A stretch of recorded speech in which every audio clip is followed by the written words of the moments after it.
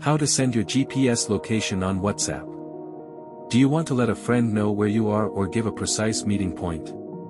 In this video I will explain how to send your location on WhatsApp quickly and easily.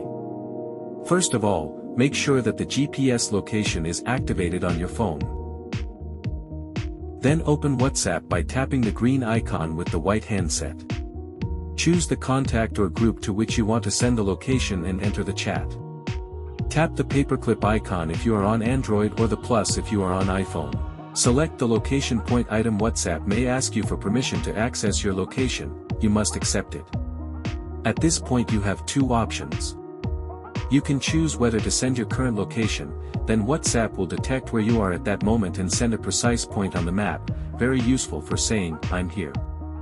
Or you can share your location in real time, then WhatsApp will automatically update your location for 15 minutes, an hour, or 8 hours, even if you move. Perfect if you are reaching someone or if you want to be followed. Once you have chosen the option, tap Send, and WhatsApp will send the location on the map in the chat. Remember that for the real-time location you must keep the GPS active for its entire duration.